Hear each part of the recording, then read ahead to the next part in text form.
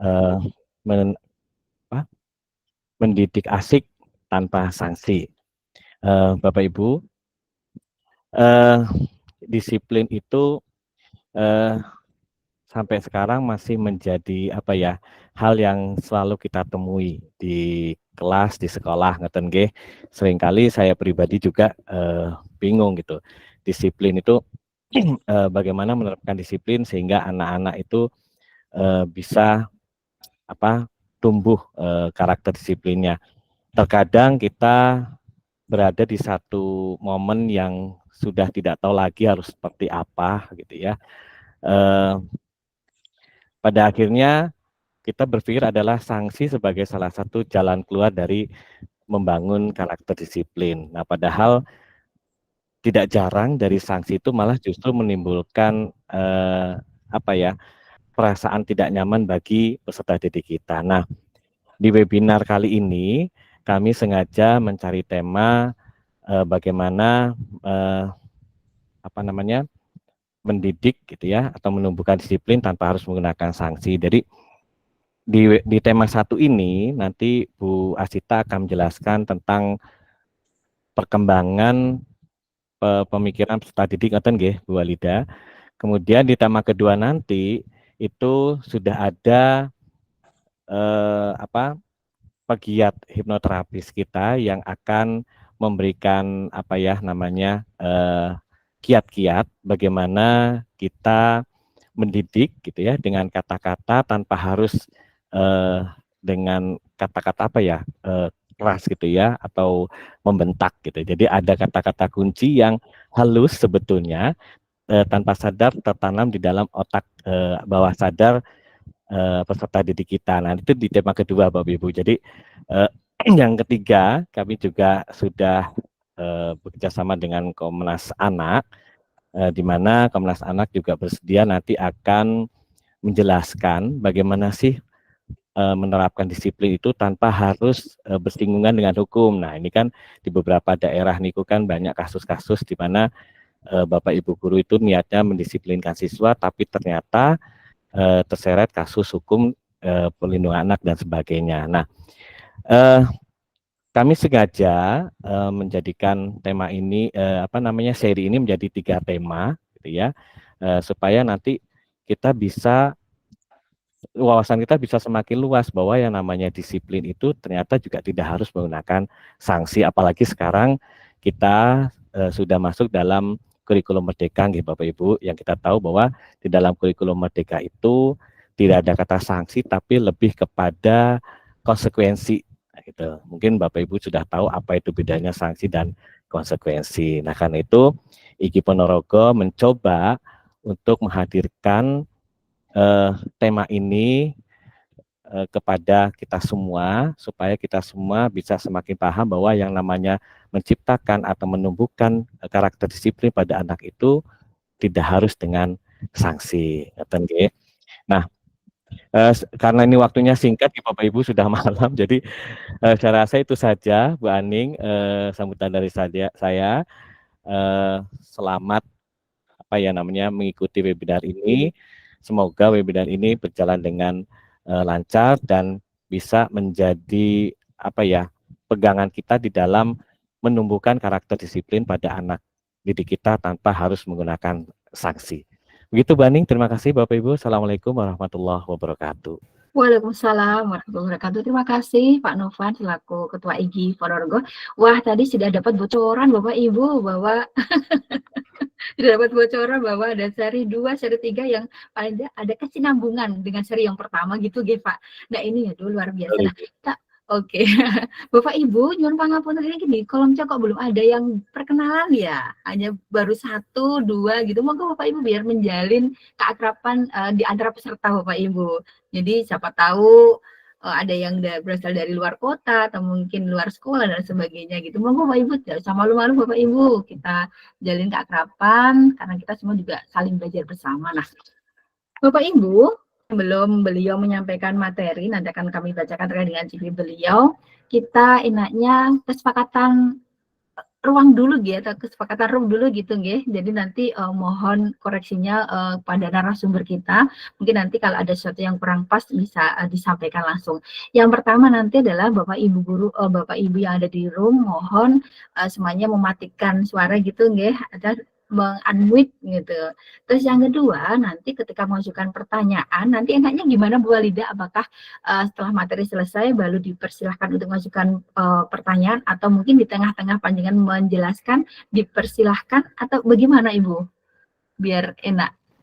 Silahkan saja karena kan daripada lupa nggih, nanti bisa disampaikan di kolom chat biar tidak lupa, sehingga nanti kalau kemudian saat saya menyampaikan materi satu hal sudah selesai, nanti boleh angkat tangan dan bisa menyampaikan secara langsung. Oke, terima kasih. Jadi kalau ada kesepakatan dulu enak gitu nih Bapak Ibu ya kan kita belajar bersama gitu. Jadi sudah diberikan kebebasan kelonggaran oleh Ibu narasumber kita bahwa Bapak Ibu boleh untuk mengajukan pertanyaan, menulis di kolom chat atau mungkin nanti langsung mengajukan tangan atau hand raise gitu ya. Baik Bapak Ibu, akan kami share screen dulu, izin Ibu narasumber untuk menyampaikan terkait dengan CV panjenengan.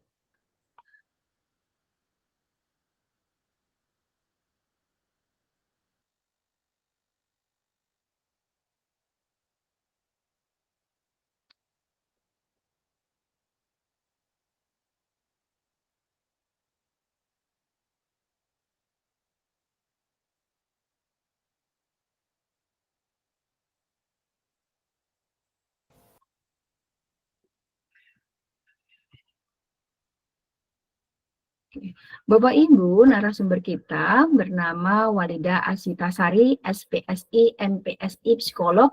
Beliau lahir di Ponorogo tanggal 24 Desember 1985. Alamat beliau di Jalan Godosuli nomor 2 Nologaten Ponorogo. Nomor HP 081136900799. Status saat ini beliau adalah sebagai dosen di IAIN Ponorogo. Email beliau adalah walidacitasari_IAIN_Ponorogo.ac.id. Lihat pendidikan TK Muslimat 1 Ponorogo, SD Ma'arif Ponorogo, SMP 1 Ponorogo, SMA Darul Ulum 2 Unggulan, BPPT Jombang, perguruan tinggi psikologi Universitas Gadjah Mada. Pengalaman organisasi beliau di Lembaga Konsultasi Pemberdayaan Perempuan dan Perlindungan Anak PC Fatayat NU Ponorogo. Pelatih pendidikan keluarga di Yayasan Rangkul Keluarga Kita Berdaya, fasilitator daerah dalam program Desa Ramah Perempuan dan Peduli Anak, itu Kementerian Perempuan dan Perlindungan Anak Republik Indonesia. Dan kan terakhir pengalaman kerja beliau menjadi psikolog sekolah di SD Muhammadiyah Sapen, Yogyakarta, psikolog di unit konsultasi psikolog UGM, psikolog di Kuacala Medical Center Yogyakarta, psikolog di Pusat Layanan Autis Yogyakarta, kepala sekolah di KB, TK Taman Bermain Anak Indonesia Yogyakarta, terakhir menjadi dosen jurusan Bimbingan Penyuluhan Islam IAIN Ponorogo. Nah, ternyata beliau adalah Sri Kandi atau putri asli Ponorogo gitu nggih. Tepuk tangan dulu Bapak Ibu. Keren gitu, saya senang banget Sri Kandi, luar biasa ternyata berasal dari bumi Riok Ponorogo. Nah, untuk selanjutnya waktu sebelumnya kami berikan kepada narasumber kita, kepada Ibu Walida Asyitasari, dipersilahkan. Baik, terima kasih atas kesempatan yang sangat luar biasa pada malam hari ini, Bapak Ibu semuanya. Saya tidak menyangka ya, ini sebenarnya sudah waktunya istirahat, apalagi ini malam Jumat. Masih berkenan untuk belajar bersama-sama, dan saya yakin yang hadir malam hari ini di sini banyak yang juga lebih senior dari saya, sehingga tentunya pengalaman mendidik, pengalaman mengajar, kemudian juga pengalaman berkeluarga di rumah masing-masing tentu nantinya menjadi sebuah kekayaan untuk kita sama-sama bisa berbagi ya Bapak Ibu. Jadi kita belajar bersama-sama pada malam hari ini. Sebuah kesempatan yang saya nantikan sebenarnya, karena setelah kembali pulang ke Ponorogo dan kemarin akhirnya dipertemukan dengan Pak Novan dan kawan-kawan gitu nggih. Ini sebuah kehausan karena sebenarnya saya memang suka dengan beberapa isu atau kemudian terkait dengan pendidikan seperti itu karena memang background saya di psikologi pendidikan seperti itu Bapak Ibu. Nah, nanti monggo mawon apapun komentar ataupun kemudian juga pengalaman atau kemudian juga peristiwa fenomena yang mungkin Bapak Ibu saat ini hadapi terkait dengan bagaimana peserta didik kita, anak kita cara berpikir yang seperti apa yang saat ini dihadapi dan menantang gitu, monggo nanti disampaikan di kolom chat Bapak Ibu, tidak perlu sungkan, sehingga nanti juga apabila ada praktik baik dari Bapak Ibu sekalian yang juga sudah pernah diupayakan dan diterapkan di sekolah masing-masing juga bisa dibagikan di sini seperti itu ya Bapak Ibu. Artinya saya tidak ingin kemudian tampil sebagai yang satu-satunya. Jadi monggo ini menjadi ruang kita bersama untuk saling berdiskusi, berbagi, dan harapannya dari hari ini kita bisa sama-sama mendapatkan sesuatu dan kemudian akan bisa kita coba praktikkan di tempat kita masing-masing. Sebagai pemanasan, sebagai pemanasan saya coba share screen dulu, nggih. Kita pemanasan dulu. Ini sebentar. Bapak Ibu rata-rata apakah sudah seperti saya harus memakai tambahan kacamata? Mohon maaf ini nanti sedikit saya bagikan gambar yang mungkin juga sedikit membuat pusing gitu. Nanti coba kita sama-sama lihat ya. Saya coba share screen dulu. Oke. Apakah sudah bisa terlihat di layar, Bapak Ibu? Belum, Ibu. Ini. Oh, nggih, masih proses ternyata. Sedikit cerita, ini sebenarnya saya sedang berada di Rembang setelah kemarin mengambil data penelitian di Tuban, Bapak Ibu. Ternyata memang kalau sudah jiwanya seperti panjenengan semua, nggih, kalau kemudian diajak teman mengambil data itu dan kemudian mengambil datanya di salah satu pondok pesantren gitu kebetulan, ternyata masuk lagi, kemudian bertemu lagi dengan berbagai macam persoalan yang ternyata ya memang tidak bisa kita tinggal diam ya Bapak Ibu, mencari tanggung jawab kita bersama. Jadi kemarin satu malam menginap di Tuban, bertemu dengan beberapa santriwati dengan berbagai macam tantangannya, dan malam hari ini alhamdulillah sudah bergeser ke Rembang dan bisa berjumpa dengan Bapak Ibu walaupun secara online. Baik, sepertinya sudah terlihat di layar Bapak Ibu nggih? Nah, yang pertama coba perhatikan terlebih dahulu di gambar sebelah kiri di layar Bapak Ibu. Apakah terlihat ada seperti roda yang berputar? Nggih, Bu. Bu Aning melihat seperti ada roda yang berputar, nggih, Bu? Iya, harus, Bu. Berwarna Bapak Ibu kuning. yang lain? Bapak Ibu yang lain melihat Monggo Bapak Ibu bisa menuliskan di apa? kolom chat, 1 iya, 2 tidak, ngaten, atau mungkin langsung bersuara, monggo. Nggih. Gambarnya masih terlihat Bapak Ibu? Kelihatan, Bu. Alhamdulillah. J. Coba kita lihat. Nah, iya, sebenarnya tidak bergerak. Kalau tadi yang melihat bergerak, berarti terkena ilusi. Oke. Nah, tapi kemudian dari beberapa bentuk yang kemudian digabung-gabung itu memang bisa menciptakan ilusi, sehingga kemudian bisa terlihat seperti gerakan. Lalu kita, ini mungkin sudah pernah dilihat nggih Bapak Ibu, gambar gajah. Kelihatan Bapak Ibu? Kurang naik, Bu. Kurang naik. Scroll ke atas ya. Gambar gajah sudah terlihat? Sudah, Bu. J. Kira-kira nggih, gajah. Itu yang nampak masih gambar batik sama lampu yang kelihatan. Oh ya, sinyal saya berarti ini yang jeda. Makanya saya juga bingung, Mbak Lida. Saya kira layar saya yang kurang. Nggih. Belum nyantol nggih? yang gambar gajah? Belum Kalau naik. saya sudah, Bu. Belum. Oh, ada yang sudah. Bagi yang sudah bisa melihat, ada berapa kira-kira yang kaki gajah yang dilihat? Ini gajah yang like flip atau yang bawah, Bu? Yang atas, yang elephant leg. Oh. Nah. Kelihatan, Bu. Baru naik. Baru naik. Nah, Oke.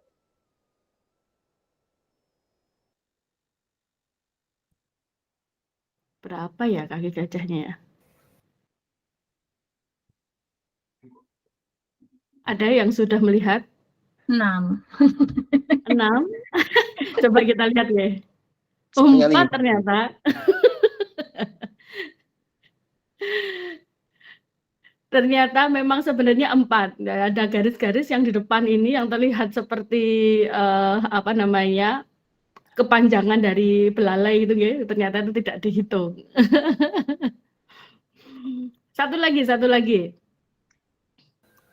Mohon maaf, Kalau Ibu, nggih. screen-nya hilang. Oh, Mungkin bisa screen-nya. bisa ditampilkan lagi aja.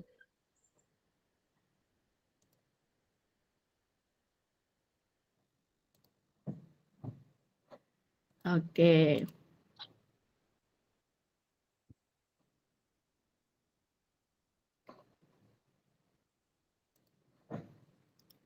Nah, sekarang yang masih gambar hewan yang di sebelah kiri, kira-kira Bapak Ibu melihat ada berapa hewan ya di sana?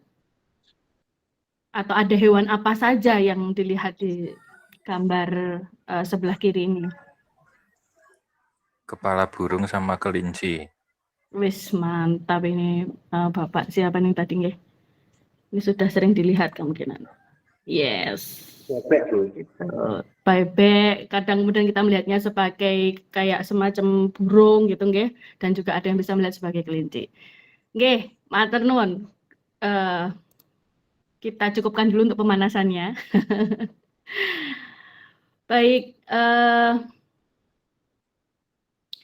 Bapak Ibu, malam hari ini kita akan sama-sama belajar. Memang kemudian saya juga akan memaparkan tentang teori bagaimana kemudian sebenarnya anak kita mengalami sebuah perkembangan di dalam berpikirnya.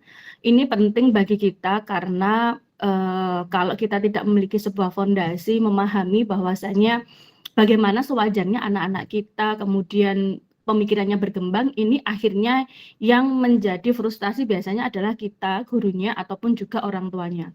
Apalagi kalau kemudian nanti orang tua sudah punya banyak tuntutan kepada kita, guru-guru ini, gitu nggih. Harus begini, harus begitu, gitu nggih. Harus nilai matematikanya bagus dan seterusnya, seperti itu. Itu karena kalau kita tidak memiliki sebuah pemahaman dan sebuah kemantapan teori terkait dengan sebenarnya bagaimana sewajarnya anak berkembang pemikirannya. Nah, ini seringkali akan timbul konflik antara guru, orang tua, dan kemudian anak kita sendiri. Baik Bapak Ibu, saya akan coba share screen terlebih dahulu.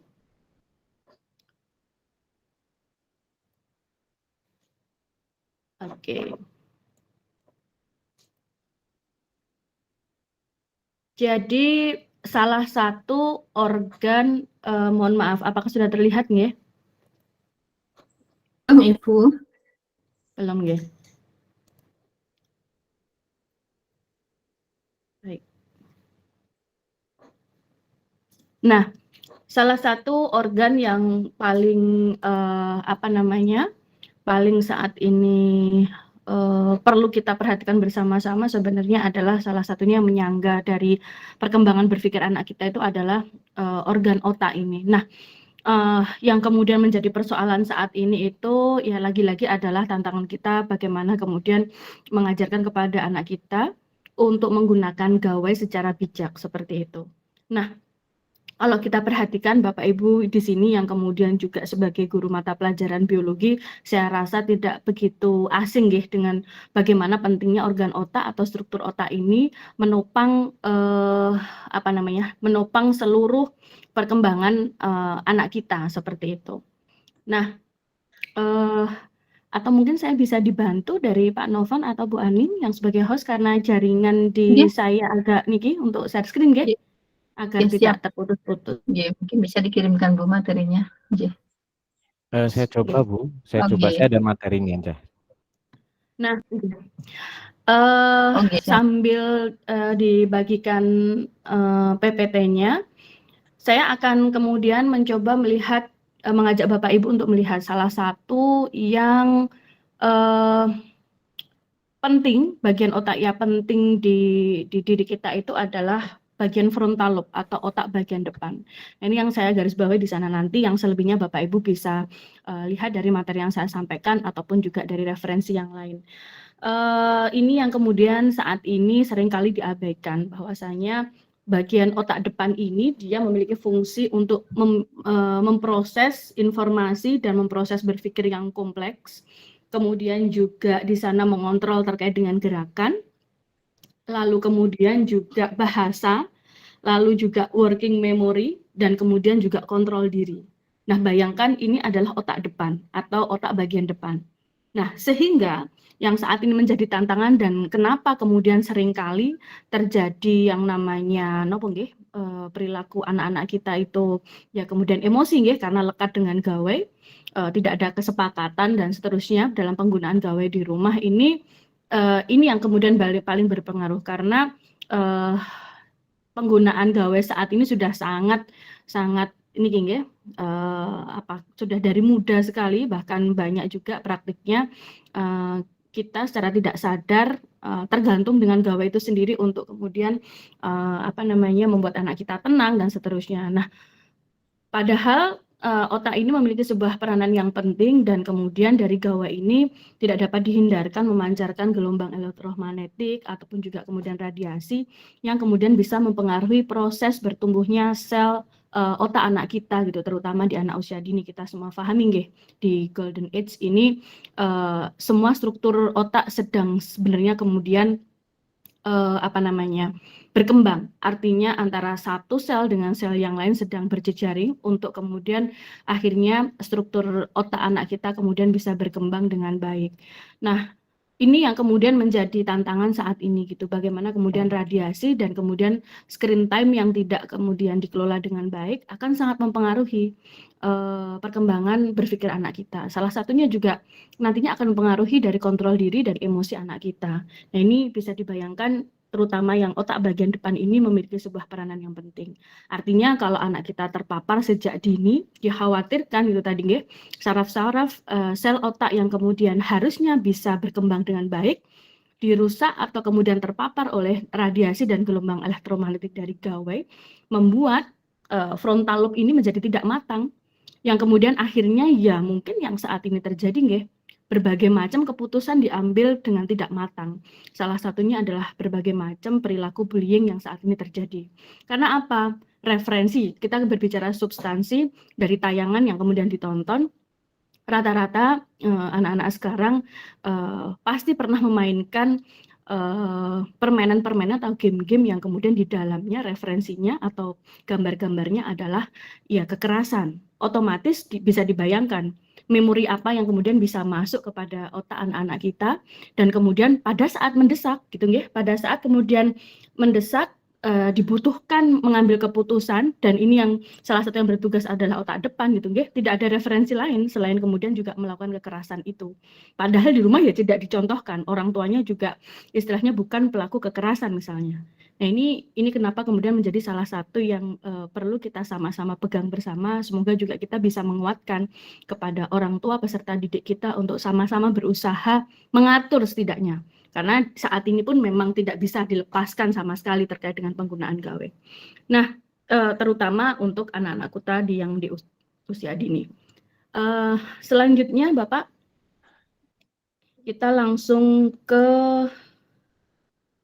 Nah, saya akan ke slide nomor 7, langsung ke Bapak Ibu. Saya yakin juga tidak asing dengan Piaget yang kemudian mencetuskan tentang teori kognitif dan teori perkembangan kognitif pada manusia, nggih. Salah satu prinsip Piaget yang perlu kita pegang. Jadi ini saya langsung saja ke ini nggih, pokok-pokok prinsip yang bisa kita pegang dan kemudian bisa menjadi landasan kita untuk memahami anak kita. Yang pertama, dari teori Piaget ini gitu nggih. Piaget ini melihat manusia itu sebagai sebuah sesosok manusia yang kemudian dia itu kalau melihat sesuatu gitu nggih atau informasi yang kemudian masuk ke dalam diri manusia itu dia kemudian berusaha mengorganisasinya si manusia ini dan itu dinamai sebagai sebuah skema. Nah itu. Skema itu bisa bermacam-macam pada diri manusia. Yang pertama dinamai sebagai asimilasi. Asimilasi ini apa? Asimilasi ini adalah kalau ada informasi baru gitu nggih. Biasanya manusia itu sudah punya sebuah pemikiran-pemikiran atau pengorganisasian pikiran di dalam benaknya dan kemudian kalau asimilasi dia berusaha informasi barunya disesuaikan dengan pemikiran-pemikirannya dia atau skema-skema dia yang lama. Itu bentuk berpikir asimilasi. Lalu kalau kemudian berpikir akomodasi, maka informasi yang baru ini digunakan untuk membuat sebuah pemahaman atau kemudian sebuah cara berpikir yang baru. Ini cara berpikir akomodasi. Lalu kemudian cara berpikir yang berikutnya adalah equilibrium, di mana manusia biasanya memang melakukan keduanya, baik asimilasi ataupun juga akomodasi. Nah, next, Bapak. Selain dari teori Piaget, kita juga perlu melihat dari teorinya Vygotsky. Jadi, kalau tadi Piaget lebih melihat cara berpikir seseorang atau fungsi kognitifnya seseorang, nah kita juga perlu melihat dari pendekatannya Vygotsky, di mana kalau dari Vygotsky ini kita melihat bahwasanya manusia ini memiliki yang namanya Zone of Proximal Development atau ZPD. Biasanya Bapak Ibu juga saya yakin sudah pernah mendengar. Nah, sebenarnya apa ZPD ini gitu? Jadi setiap manusia itu menurut Vygotsky diyakini memiliki sebuah potensi. Tapi terkadang kemudian tidak semua potensi yang dimiliki bisa kemudian diaktualkan atau kemudian terlihat kemampuannya secara nyata, ngoten nggih. Maka tadi seperti kemudian memiliki sebuah potensi pemikiran dan kemudian memiliki sebuah potensi bakat, memiliki sebuah potensi minat, tapi kalau kemudian tidak pernah didampingi untuk kemudian dikeluarkan potensinya, maka ya akan selalu menjadi potensi saja gitu, tidak pernah teraktualkan.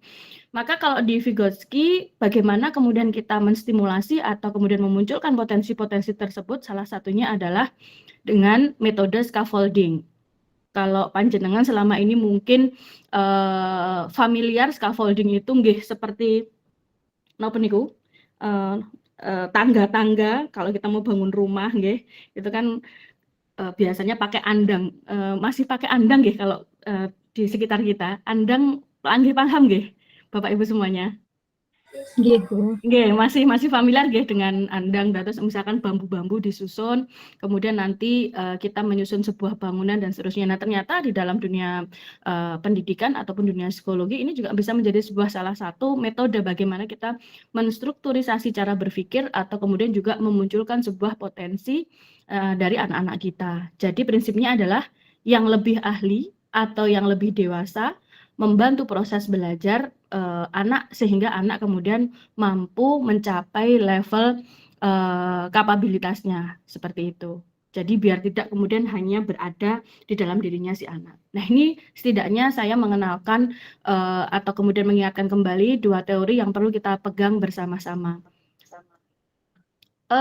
Kemudian next kita juga saya refresh kembali bahwasanya menurut Piaget manusia itu setidaknya berkembang dari berbagai macam tahapan yang harus dilampaui terkait dengan cara berpikirnya. Kalau kita lihat gitu ya, dari lahir sampai 2 tahun si anak-anak ini pada tahapan sensori motor. Artinya apa? Kalau pada tahapan sensori motor berarti anak-anak kemudian memasukkan informasi atau kemudian menerima sebuah pemahaman pengetahuan baru itu ya berarti dengan menggunakan panca inderanya. Minimal panca inderanya seperti itu.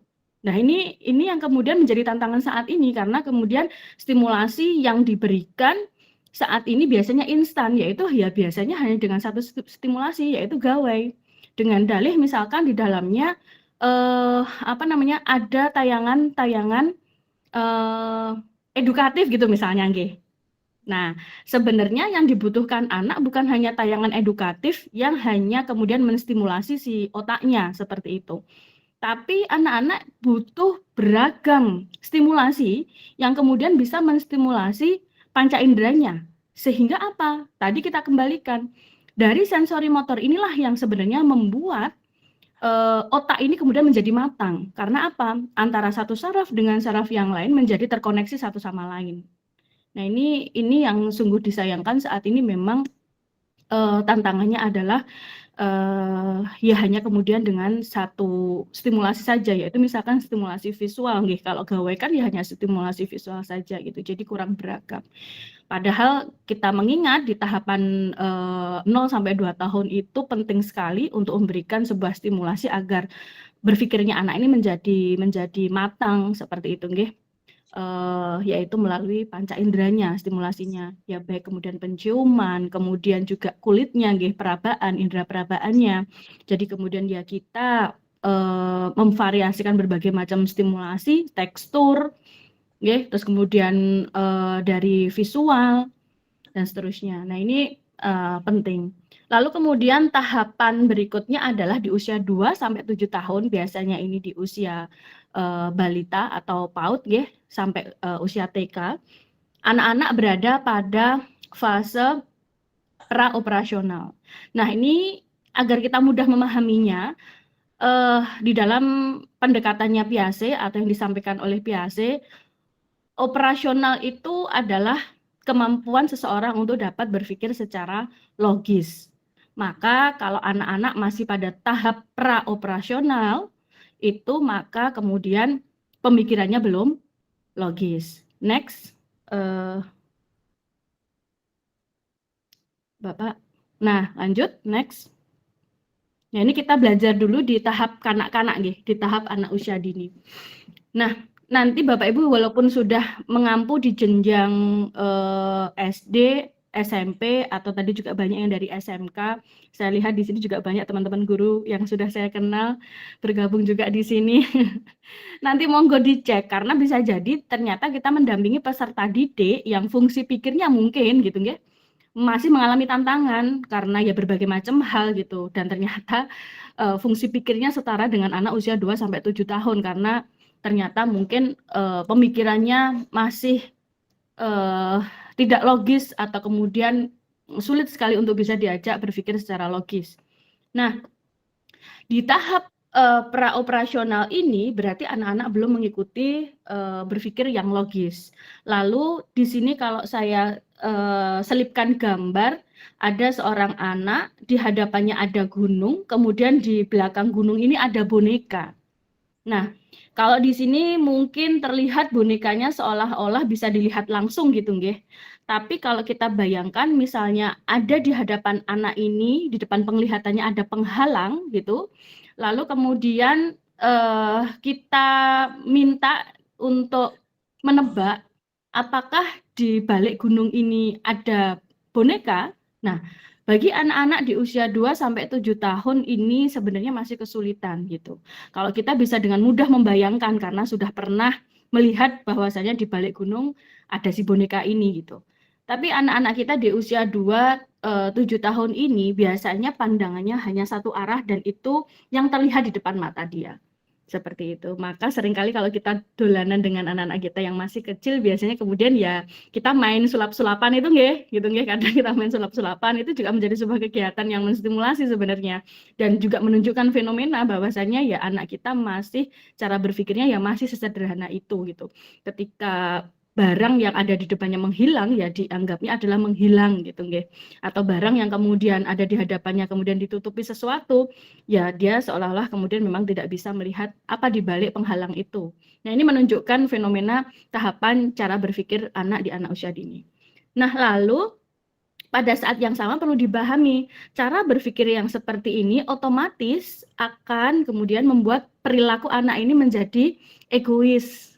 Nah, maka kemudian ngonten nggih, seringkali kalau Bapak Ibu ingat pendampingan untuk anak-anak di usia ini gitu deh, di usia 2 sampai 7 tahun kita sangat menantang kalau meminta atau mengajari anak-anak kita berbagi.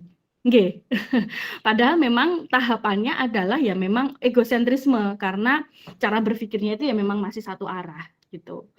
Ya bukan berarti kemudian memang kita ya melanggengkan cara berpikir yang seperti ini, ya kita memang bisa memberikan sebuah stimulasi untuk anak ini mau berbagi. Nah ini kemudian kalau anak ini sulit berbagi di usia ini kemudian semoga bisa menjadi wawasan kita bersama bahwasanya itu wajar adanya seperti itu nggih. Nah berikutnya adalah di usia 2 sampai 7 tahun ini juga terjadi yang namanya transductive reasoning. Apa itu transductive reasoning? Yaitu pikiran yang menghubungkan satu bagian yang pernah dilihatnya dengan bagian atau peristiwa lain yang tidak saling terkait dan berpikir simbolik. Nah, ini artinya fenomenanya seperti ini biasanya Bapak Ibu. Misalnya kemudian kita memakai salah satu bentuk berpikir simbolik itu adalah misalnya mempersonifikasi benda-benda gitu, karena yang dia pahami adalah benda itu ya sama seperti dirinya, misalnya seperti itu. Ini sebenarnya juga salah satu fenomena yang terjadi di anak kecil. Jadi karena anak kita di usia ini perkembangan moralnya juga masih di dalam tahapan berkembang, ngoten nggih. Biasanya kemudian kita bisa menggunakan cara berpikir yang seperti ini tuh untuk memberikan nasihat-nasihat. Misalnya kalau dia loncat-loncat dan loncat-loncatnya di atas meja, ngoten nggih, itu kita bisa mencoba memanfaatkan fenomena transductive reasoning ini dengan misalnya, Kak, misalnya kakak kayak meja, kemudian ada orang di atasnya lompat-lompat, kira-kira mejanya sakit apa enggak? Nah, itu kita bisa melatih seperti itu karena memang sebenarnya anak di usia ini sudah mulai mengalami fenomena transductive reasoning ini. Jadi mulai menghubungkan antara satu peristiwa dengan peristiwa yang lain, dan yang paling mudah adalah mempersonifikasi dari suatu hal yang ingin kemudian kita ajarkan kepada anak, seperti itu. Lalu kemudian di usia ini juga terjadi fenomena animisme, di mana ini tadi gitu nggih, objek alam ataupun kemudian benda mati dilekatkan dengan kondisi manusia, itu tadi mempersonifikasi. Lalu kemudian kalau transductive reasoning yang lain contohnya adalah misalkan anak-anak bisa berpikir misalkan pensil ini seperti apa gitu nggih, misalkan apakah seperti tongkat, apakah kemudian ya seperti apalagi sapu misalnya, dan seterusnya. Itu juga bagian dari contoh transductive reasoning. Lalu kemudian anak-anak di usia ini masih kurang bisa untuk melakukan konservasi. Apa itu konservasi? Yaitu biasanya anak bingung, apakah kapas 1 kilogram sama pasir 1 kilogram beratnya beda atau sama? Karena masih melihat yang secara visual, belum bisa menimbang ya.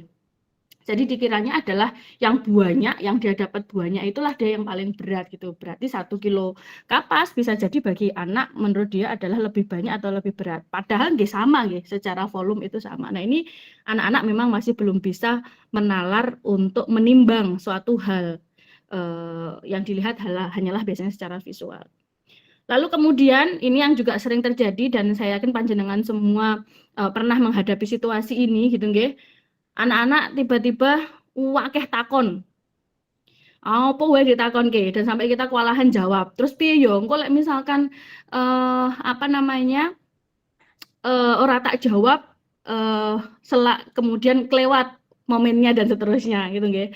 Sebenarnya ini adalah yang namanya fenomena pemikiran intuitif. Jadi anak memang secara intuisi gitu nggih akan menanyakan berbagai macam hal di usia dini ini gitu. Jadi kalaupun Bapak dan Ibu ternyata kewalahan menjawab, sebenarnya ya bisa dijawab dengan jujur, bagian yang ini Bapak belum belajar, besok kemudian kita belajar bersama-sama dan seterusnya. Karena sebenarnya itu anak-anak tidak membutuhkan jawaban yang spesifik, tapi yang dia lihat adalah respon sebenarnya.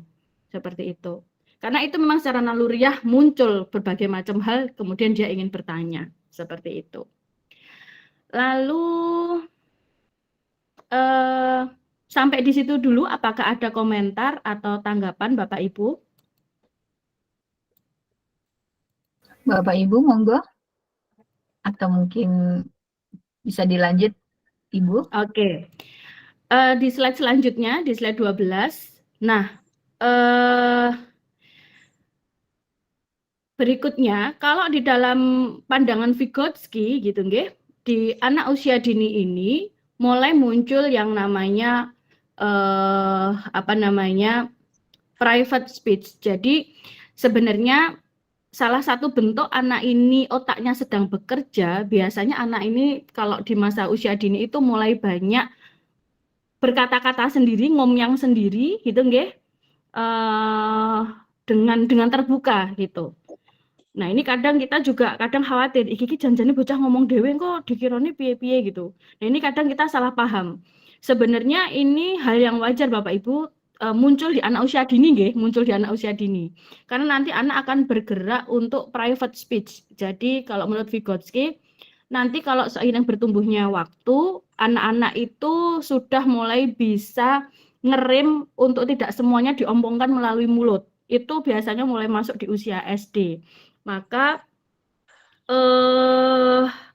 dia kemudian banyak, walaupun tidak ada temennya, kemudian kadang ngomong sendiri. Jadi kalau saat ini Bapak Ibu punya peserta didik atau anak yang memang masih usia dini, kok kabeh wong dhek ngomong dhewe gitu nggih, itu sebenarnya sampai usia TK kita masih bisa menolerir. Lah nanti kemudian biasanya Bapak Ibu akan belajari anak ini untuk mulai membaca di dalam hati itu kan ketika mulai SD. Nah, ini salah satu cara bahwasanya tidak semua pemikiran yang ada di kepala itu kemudian bisa disampaikan melalui lisan. Tapi walaupun tidak, ibaratnya tidak dengan pendampingan kita nggih, sebenarnya itu nanti secara naluriah anak-anak yang awalnya kemudian semua diomongkan, kalau sudah bertambah usianya, bertambah kematangan struktur otaknya yang mengatur area broca yang kemudian mengatur bicara itu kemudian secara perlahan anak-anak kemudian sudah mampu untuk tidak mengomongkan semua yang ada di kepalanya. Seperti itu, dan dinamai sebagai private speech. Dan ini biasanya kemudian juga hasil dari interaksi dengan orang dewasa gitu. Jadi contoh berbicara, contoh kemudian berpikir itu sebenarnya adalah dari orang di sekitar juga, seperti itu. Ini ada yang mengangkat tangan? Ya, ada Bu yang pertama Ibu Yani dulu Ibu. Oh, oke. Ya, mau ke Ibu Yani. Baik, terima kasih atas kesempatannya. Menarik sekali ya ini tadi temanya, dan sebenarnya saya tidak sabar lagi sebenarnya ingin menahan ini. Terpaksa saya tanyakan, mohon maaf karena mengganggu pikiran saya juga. Ini mumpung ada psikolog saya tanyakan. Jadi gini Ibu Walida, saya ini lagi pertentangan dalam pikiran saya itu, saya terutama ini kan produk dari pendidikan dulu, dan juga banyak teman-teman kita semua yang orang tua kita juga produk dari pendidikan dulu, di mana pendidikan dulu itu memang sangat masih nggak ada namanya HAM ya, melanggar hak asasi manusia, masih suka ya disiplin, kadang dihukum, tapi begini dampaknya gitu loh. Sekarang ini yang kita nggak boleh sedikit-sedikit dilaporkan ke HAM, kita keras kepada anak juga sudah nggak boleh. Mungkin sudah ada perubahan paradigma dalam pendidikan ya, anak ya yang nggak boleh menghukum dan sebagainya. Ini saya ingin pencerahan. Bagaimana memang, apakah pendidikan yang dulu itu memang kurang bagus, tapi kenapa orang dulu-dulu itu kok jadinya orang-orang yang kuat gitu ya. Terus pendidikan yang sekarang ini jadinya anak-anak kok juga lemah. Ini gimana sih sebenarnya kita harus menerapkan, kalau dilihat di judul kan pendidikan yang tidak menghukum dan sebagainya ini. Mohon penjelasannya. Terima kasih, Bu. Baik, ini mohon izin untuk saya berikan umpan balik terlebih dahulu nggih, Pak Ning. Nggih, monggo, Bu, langsung saja Nggih, agar ditanggapi. tidak lupa. Nggih. Baik, saya ikut merasakan ya Bu tantangan saat ini gitu. Baru saja kemarin juga bertemu dengan para ibu-ibu, lek gak dikerasi gitu nggih. Kalau tidak pakai nada tinggi kok ora digatekne lho Mbak, seperti itu. Dan itu memang tantangan mendidik saat ini gitu. Tapi pada saat yang sama semoga ini bisa menjadi refleksi kita bersama nggih. Kalau boleh memilih gitu nggih. Kita kan pernah semuanya berposisi sebagai anak gitu nggih. Kalau boleh memilih sebenarnya kalau saya pribadi gitu, Bapak Ibu juga mungkin bisa memilih sendiri gitu. Kalau boleh memilih kan sebenarnya ya kita manusia biasa. Manusia biasa itu pengen diperlakukan selayaknya manusia napa mboten kan seperti itu nggih. Artinya pastinya pengennya adalah ya bertumbuh bersama orang tuanya, bertumbuh bersama gurunya, belajar bersama gurunya juga dengan situasi yang memanusiakan. Saya rasa seperti itu. Kita semua samalah. Kita tidak ingin aduh krungu suara banter nggih juga tidak nyaman untuk diri kita sendiri. Apalagi kita melakukan itu gitu nggih. Energi sudah pasti terbuang dan seterusnya. Nah, beruntung misalnya seperti Ibu, seperti saya yang kemudian bisa melihat bahwasannya kekerasan itu menghasilkan sesuatu gitu nggih. Dan itu kita baru menuainya kan berpuluh tahun kemudian mendapatkan sebuah insight seperti itu. Nah, artinya ini menunjukkan bahwasanya ya metode kekerasan itu sebenarnya juga apakah memang dari hasil kekerasan itu tadi yang membuat kita seperti ini. Nah, ini kita perlu memantau cara berpikir kita juga Bapak Ibu nggih gitu. Saya yakin banyak faktor yang kemudian membuat Bapak Ibu tabah, kuat dan menjadi pribadi yang tangguh seperti sekarang. Saya yakin dan sudah banyak penelitian menunjukkan bukan kekerasan itu yang membuat kita tangguh sampai saat ini gitu. Hanya kemudian sebuah pola budaya yang waktu itu gitu nggih rata-rata melakukan kekerasan sehingga cara berpikir kita dulu aja keras akhirnya ya dadi. Nah, ini yang kemudian membuat kita takut untuk berubah dan kemudian merasa memiliki tidak punya opsi yang lain seperti itu.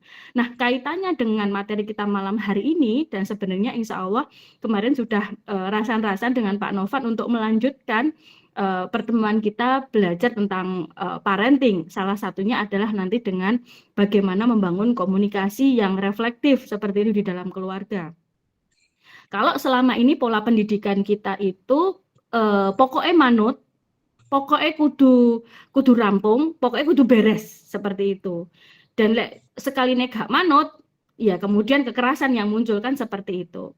Nah, sebenarnya gitu ya, itu yang membuat saat ini kalau saya pribadi saya juga tumbuh dari keluarga walaupun tidak melakukan kekerasan, tapi belum melakukan sebuah komunikasi yang reflektif, yaitu menyampaikan isi pikiran. Nah, seperti hari ini, kalau pikiran itu kan akan selalu kemudian terkait dengan lisan gitu nggih. Sehingga apa-apa yang harusnya kemudian kita ungkapkan, yang kita pikirkan itu kemudian diungkapkan, kita tidak punya kesempatan banyak kalau di pola pendidikan zaman dulu. Seperti itu. Sehingga ya biasanya kemudian pokoknya seperti itu. Nah, nantinya kita sebenarnya masih punya opsi bagaimana teknik berkomunikasi yang memfasilitasi agar kemudian kita mampu mengungkapkan pikiran kita dan kemudian bisa menyampaikan dengan baik. Agar tidak terjebak untuk tidak sabar meminta atau menyuruh anak kita melakukan sesuatu. Itu mungkin Bu Rusti nih tadi yang kemudian menyampaikan. Sehingga saya kemudian ingin sama-sama menguatkan kita kembalikan lagi gitu. Jangan sampai kemudian perasaan tidak nyaman, perasaan tidak enak kita dulu mendapatkan pola pendidikan yang seperti itu kemudian juga dialami oleh anak-anak kita. Seperti itu. Bu Rusti nggih. Ya, terima kasih insya Allah Bu mulai jawabannya. Terima kasih. pada bulan April insya Allah kita berlatih juga terkait bagaimana kemudian membangun komunikasi yang tadi itu gitu. Kita mengandalkan konsekuensinya dan kemudian mendorong anak kita untuk menjalankan konsekuensi tanpa menghukum. Nah, salah satunya memang harus memiliki sebuah fondasi komunikasi yang baik seperti itu. Nanti kita akan pelajari itu dimulai di bulan April. Seperti itu. Nggih, matur nuwun Bu Rusti. Gimana Satu Bu lagi Rustiani? mungkin. Iya, oke. Nggih. Bu Adisti, Terima monggo. kasih. Nggih. Monggo Bu.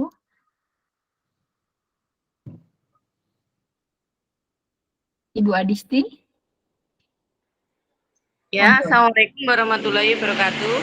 Waalaikumsalam warahmatullahi wabarakatuh. Jumpa lagi Mbak Sita. Alhamdulillah habis berjumpa di bakul telur kemarin. Ini Monggo.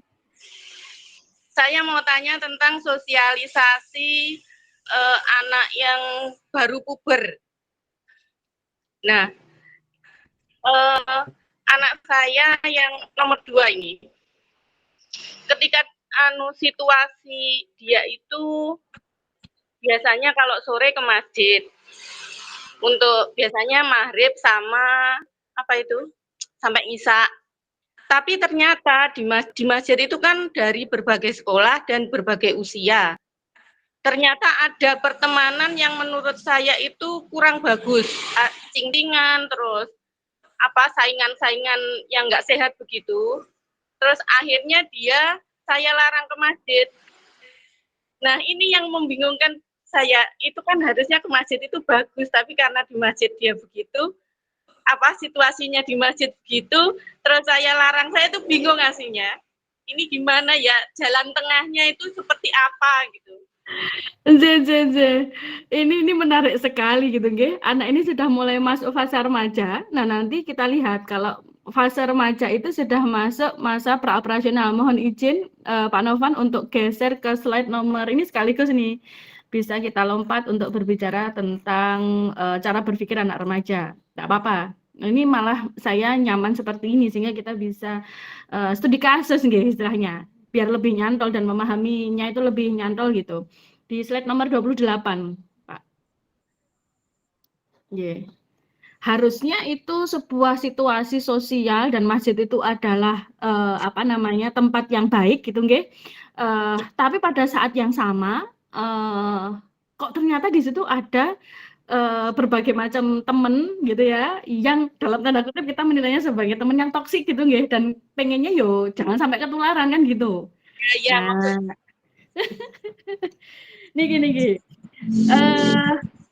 Monggo nanti Bu Adis melihat dan kemudian juga meninjau ulang gitu kalau sejauh ini melarang, lalu kemudian langkah berikutnya apa.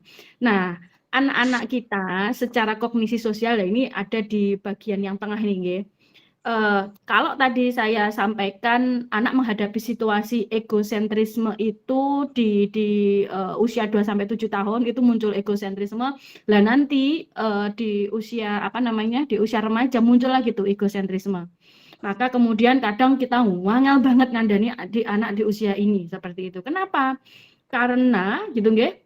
Anak di usia ini dia secara kognisi sosialnya gitu, cara berpikir tentang dunia sosialnya itu dia mulai melihat bagaimana dunia luar dengan bagaimana dunia di dalam keluarganya sendiri.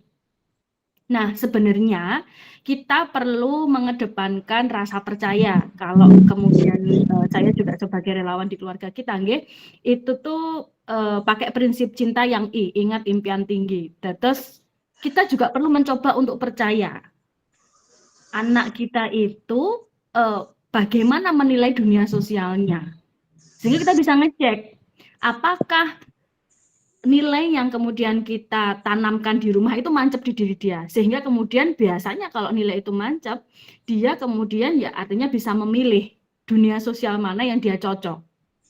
Nah, terkadang ada dua hal. Kalau anak-anak tantangannya remaja itu adalah tantangan dengan teman sebayanya atau peer groupnya, dan nanti ada yang namanya tekanan sosial agar kemudian diakui di dalam kelompoknya. Nah, ada juga situasi di mana nanti anak itu akhirnya menjadi anak yang follower atau konformitas. Tapi pada saat yang sama, anak-anak yang sudah kita bekali tentang bagaimana prinsip dan nilai yang dipegang di keluarga kita, dia sebenarnya bisa memilah. Tapi agar tidak terjadi yang namanya konflik dengan peer groupnya ini atau teman sebaya ini, ya dia sebenarnya hanya hadir secara fisik saja. Tapi sebenarnya secara pemikiran, ya dia sebenarnya tidak menganut paham itu. Maka Yoming hadir tok, tapi kemudian ya sebenarnya tidak terpengaruh oleh si si orang-orang ini. Itu Bu Adisti, malah justru bisa kita lihat gitu nggih.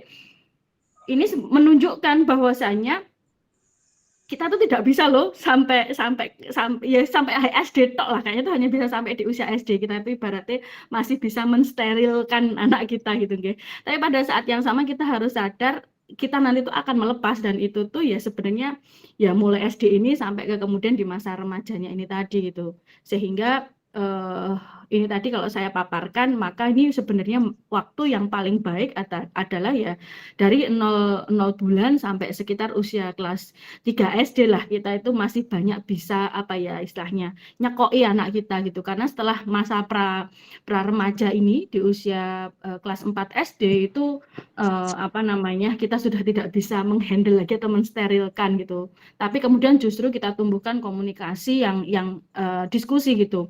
Kak, lek sing kae gitu nggih, misalkan ada satu teman si A kae iki, lek menurutmu piye Kak? Kayak biasanya neng awakmu piye dan seterusnya. Dari situ kita bisa ngecek anak kita ini terpengaruh atau tidak dengan kumpulan anak-anak yang kita anggap toksik ini gitu Bu Adisti. Dari sekedar kemudian kita melarang. Seperti itu sebenarnya. Khawatirnya gitu ya, kalau kemarin kan kalau saya dengan Bu Adisti ini sudah sempat berbicara panjang nggih beberapa kali nggih Bu Adisti untuk memantau anak-anak kita ini baik yang di sekolah ataupun yang di rumah. Agar kemudian kita tidak terlampau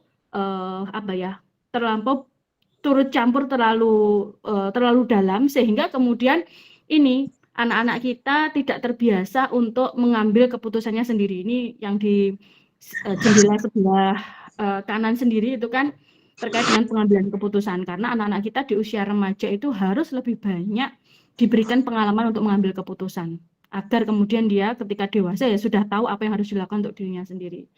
Seperti itu Bu Adisti mungkin yang bisa saya sampaikan. Ya, terima kasih. Kemarin itu yang menyebabkan adik setuju nggak ke masjid itu secara fisik itu tertular kutu, Mbak. Oh.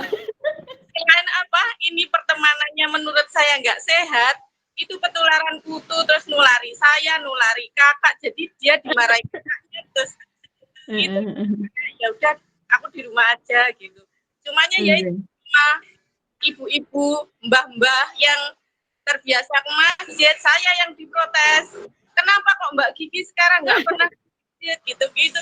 Aduh, ini gimana saya? Nah, ini bagus. Artinya, nah anak di usia ini, jadi secara kalau kita lihat dari teorinya PAC tadi, sebenarnya kita bisa melihat dari cara menggunakan cara berpikir manusia.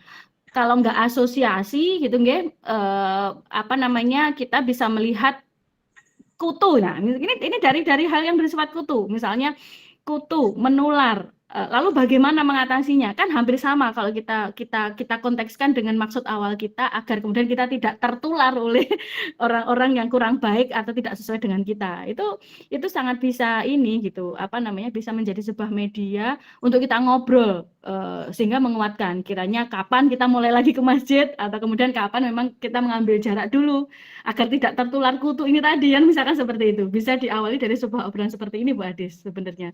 Dari kemudian akhirnya malah Bu Adis yang melarang kan, sehingga istilahnya pemikirannya anak juga menjadi tidak produktif atau hanya manut saja kepada Bu Adis. Mbak. Jalan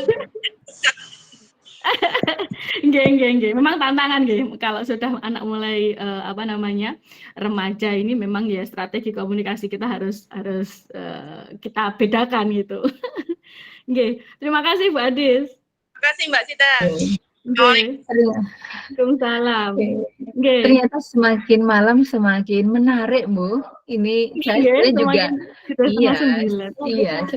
saya juga sebenarnya tidak sabar untuk bertanya, tapi ya ngalah dulu lah, saya berikan kesempatan untuk Pak Novan dulu. Monggo silahkan Pak Novan. Terima kasih Bu Aning. Aduh, ini saya Mohon maaf ini tidak bertanya Bu Walida, hanya mungkin menjawab pertanyaan Bu Rustiani, sekaligus juga tadi tertarik dengan yang Bu Walida bilang bahwa berdasarkan penelitian juga ternyata kekerasan itu bukan apa ya yang menyebabkan orang kuat, tapi bisa faktor lain. Ini saya akan cerita pengalaman pribadi nggih Bapak Ibu. Jadi kebetulan saya dilahirkan oleh kedua orang tua tentara, bapak saya tentara angkatan udara, ibu angkatan darat. Sehingga yang namanya disiplin itu sudah saya rasakan sejak kecil. Nah, saya adalah anak yang kinestetik mungkin ya, kalau istilah sekarang itu kinestetik. Senangnya tuh bergerak daripada duduk diam membaca. Jadi saya tuh senang keluyuran lah begitu. Nah, bagi orang tua dulu yang namanya anak yang apa namanya yang baik itu kan yang anteng gitu kan, belajarnya duduk diam dan sebagainya. Dan saya bukan tipe orang seperti itu. Saya sering Bu Walida itu apa namanya, mungkin kalau di orang tua saya hidup bukan hidup saya ketika saya kecilnya sekarang, mungkin orang tua saya sudah kena undang-undang pelindungan anak ya, jadi saya sering dipukul pakai bambu sudah, pakai sapu sudah gitu sampai macam-macam, sampai badan saya itu merah-merah gitu udah biasa dulu zaman saya kecil. Nah terus tadi apakah kemudian saya menjadi orang yang kuat hanya karena itu? Bukan, betul tadi Bu Walida bilang bahwa saya bisa menjadi kuat seperti sekarang bukan karena kekerasan orang tua saya sebetulnya, tapi karena pergaulan lingkungan saya. Kebetulan di SMA saya punya sahabat yang broken home, orang tuanya bercerai, ada bapak tirinya mabok dan sebagainya, tapi mereka survive gitu. Bahkan selalu 3 besar ranking gitu kan di kelas, perempuan lagi. Jadi dari situ saya belajar dari teman-teman saya bahwa untuk menjadi ternyata ada yang lebih gitu ya, yang lebih berat cobaannya daripada saya, tapi mereka bisa survive secara psikologis gitu Bu. Secara akademis mereka baik, kemudian secara psikologis juga baik. Kemudian saya merantau ke Surabaya dari Jakarta, kebetulan saya lahir dan besar di Jakarta, ke Surabaya. Di situ juga saya mulai lagi bersosialisasi dan banyak teman, dan alhamdulillah teman-teman saya juga supportnya positif semua. Jadi betul kata Bu Walida tadi, sebetulnya yang membuat anak itu menjadi kuat gitu ya, menjadi baik itu sebetulnya bukan disiplin yang keras gitu, tapi pergaulan. Jadi kalau di sosiologi Bu, itu ada materi yang namanya sosialisasi nilai. Jadi ada 5 agent sosialisasi nilai: keluarga, lingkungan gitu kan, media massa dan sebagainya. Nah, ternyata yang membuat apa namanya individu kuat itu ya itu tadi, bukan karena didikan disiplin yang keras sehingga menjadi kuat. Justru menurut saya menjadi berdampak pada introvert. Jadi ketika kecil itu serba takut Bu. Jadi mau bicara takut salah. Nanti kalau salah saya dimarahin. Nah itu karena kecilnya ya itu tadi, bapak saya kalau ada salah sedikit marah. Kalau saya agak dablek, tanda kutip ya, dablek bertanya terus, kemudian melawan, itu mulai mulai fisiknya main gitu ya, saya disabet segala macam. Sehingga ketika ingin mengutarakan pendapat, ketika ingin mengutarakan saya tidak setuju itu Bu Walida. Karena ya itu tadi, kalau saya ngomong kemudian salah, kemudian tidak sepaham, nanti saya dimarahin gitu. Saya dianggap anak nakal gitu, sehingga lebih introvert gitu Bu kalau saya waktu kecil gitu. Nah saya bisa menjadi seperti ini karena memang tadi saya merantau ke Surabaya, kemudian punya kenalan orang banyak, teman-teman saya mensupport secara psikologisnya baiklah ya, kita berhubungan baik, akhirnya saya bisa menjadi seperti ini, tidak introvert lagi. Itu Bu Aida, hanya sekedar sharing pengalaman pribadi. Terima kasih. Anjay, terima kasih Pak Novan atas sharingnya. Benar sekali tadi yang disampaikan Pak Novan, dan itu juga dialami oleh suami saya gitu, Pak Novan. Walaupun bukan dari keluarga militer, tapi suami dari keluarga yang cukup memegang nilai agama secara ketat gitu, nggih. Jadi, nah ini yang seringkali kemudian menjadi juga sisa-sisanya itu masih sampai sekarang gitu. Pernah itu ngalami digitek nggih, panjenengan semua saya yakin tidak asing dengan istilah digitek. Itu suami sampai dijantor, itu juga sudah pernah. Jantor dalam makna sebenarnya itu benar-benar dijantor, dibalik gitu, kepala di bawah, terus kemudian dijantor itu pernah. Kemudian digitek itu pernah.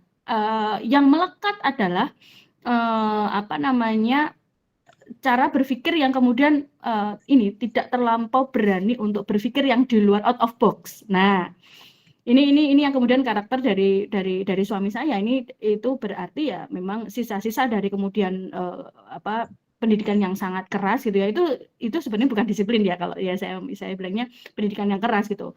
Pendidikan yang keras itu tentu akan melekat kepada karakter seseorang, dan beliau gitu, kalau suami saya itu karakternya adalah berpikir out box-nya nih jadi yang kurang gitu. Karena ya terbiasa harus seperti ini gitu, kalau enggak harus seperti ini dihukum, maka kan kemudian akan memiliki ketakutan untuk berpikir atau melakukan yang di luar jalurnya, istilahnya seperti itu, jalur yang sudah ditetapkan, misalnya seperti itu. Nggih, terima kasih sekali Pak Novan atas sharing-nya, nggih. Bu Anti kita akan kemana? Ya. Oke, melanjutkan dulu pertanyaan Bu G. Ternyata sudah ada yang mengantri 4 orang, Bu Ibu. Yang pertama tadi kalau tidak salah Bapak Sabekti Tri mungkin. Monggo Bapak. Jadi bertanya Bapak. Tadi kalau tidak salah ada Bapak Sabekti Tri. Jadi bertanya Bapak. Ya. Jadi Mbak. Jadi monggo, silahkan. Nggih, monggo ya, Pak. Nggih. Ini sharing pengalaman anak murid saya.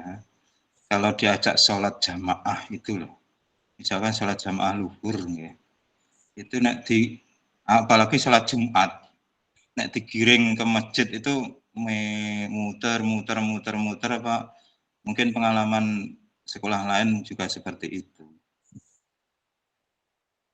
Ya, untuk sementara itu aja. Pertanyaannya bagaimana cara mengatasi nggak mungkin Pak Nggih?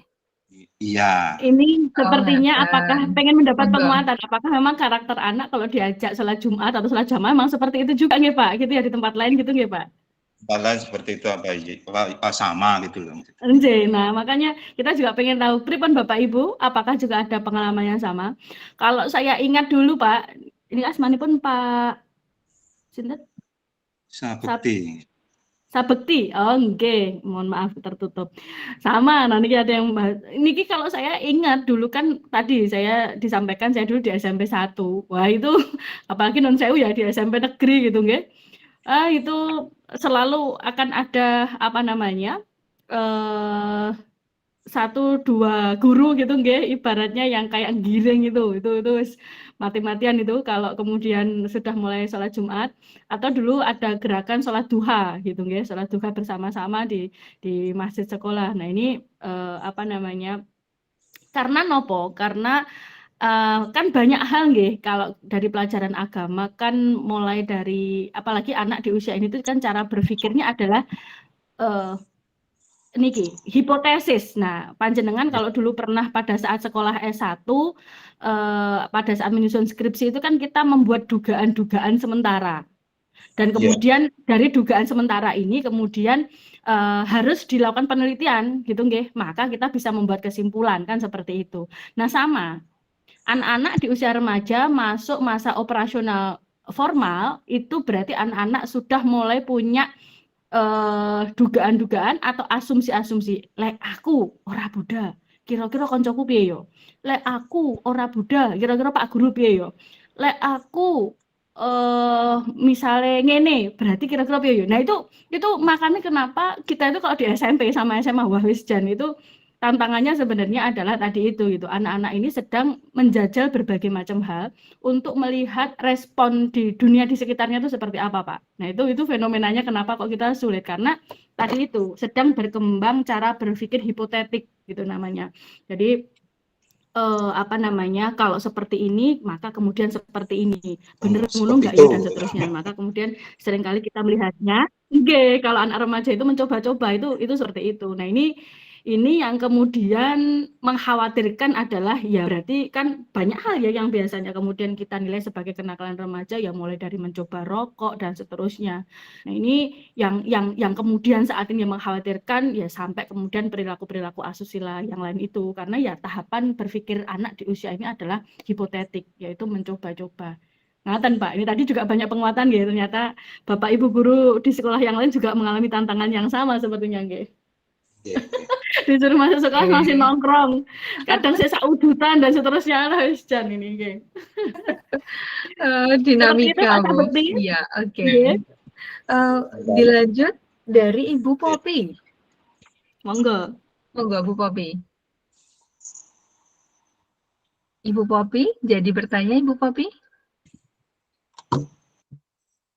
Halo, Ibu Popi? Ibu Popi? Halo, Ibu Popi? Ibu Popi mau Ibu Popi monggo silahkan. Oke, monggo. Terpencet menawi Bu Aning. Inggih, Bu Popi.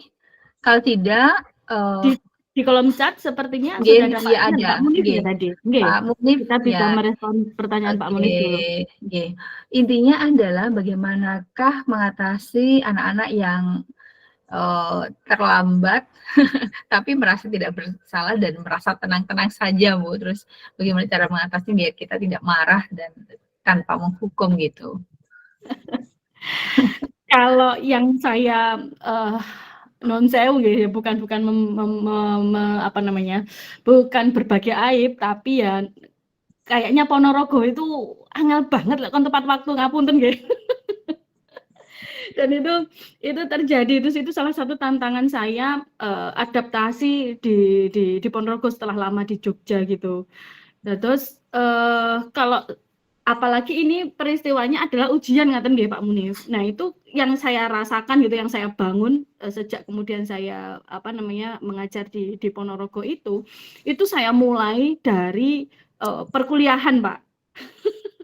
Saya tidak memberikan sanksi, tapi kemudian menerapkan yang namanya konsekuensi tadi itu gitu. Terus saya punya sistem istilahnya kontrak belajar saya dengan anak-anak itu satu poin yang kemudian saya tekankan adalah bahwasanya belajar itu proses. Kalau yang sampean inginkan adalah nilai, saya kasih sekarang. Jadi ibaratnya rasa melu kuliahku gitu, ibaratnya seperti itu, saya mau bilang seperti itu. Kalau yang mau kamu kejar adalah nilai, maka kemudian saya kasih, misalnya mau A+ saya kasih. Tapi yang saya tekankan belajar itu adalah proses, saya bilang seperti itu. Artinya apa? Artinya di mata kuliah saya ini saya hanya baru bisa menguasai kan ya satu kelas saya gitu nggih Pak Munif nggih. Di kelas saya sebagai dosen berusaha tepat waktu. Kalau ternyata kemudian saya terlambat untuk mengikuti perkuliahan atau menyelenggarakan bulan, saya akan menyampaikan ini kepada PJ mata kuliah seperti itu. Artinya di sana kita sedang mengajarkan kedudukan kita di dalam proses belajar ini sebenarnya sama. Jadi bukan hanya kita menuntut anak-anak kita untuk tepat waktu, tapi kitanya sendiri juga punya sikap tepat waktu, itu yang pertama. Berikutnya kita berbicara konsekuensi, Pak. Karena saya menekankan proses di mata kuliah saya itu, saya mengenalkan yang namanya kehadiran artinya menjadi poin yang paling tinggi di dalam mata kuliah saya. Jadi kalau panjenengan tidak ikut prosesnya, ya jangan harap kemudian mendapatkan nilai baik di kelas saya gitu. Lalu kemudian saya ajak berpikir gitu. Kalau kalian terlambat gitu nggih, sebenarnya apa ya yang terjadi di sekitar kalian ini? Atau kalian berpikir selama ini terlambat itu ya urusannya dengan diri kalian sendiri. Nah, dari situ kemudian saya ajak berpikir dari berbagai macam sudut pandang, Pak. Betapa kemudian kalau dia terlambat sebenarnya dia itu sedang mengacaukan waktu orang lain juga. Misalnya kita kemudian janjian jam sekian. Terus kemudian dia meleset 15 menit sampai setengah jam. Kita tidak pernah tahu loh, di dalam setengah jam dan 15 menit ini adalah mungkin waktu berharganya orang lain. Pada saat yang sama harusnya misalnya perkuliahan ini sudah selesai di jam 9.30, terus karena kamu terlambat akhirnya ini menjadi molor menjadi 9.45 atau sampai jam 10.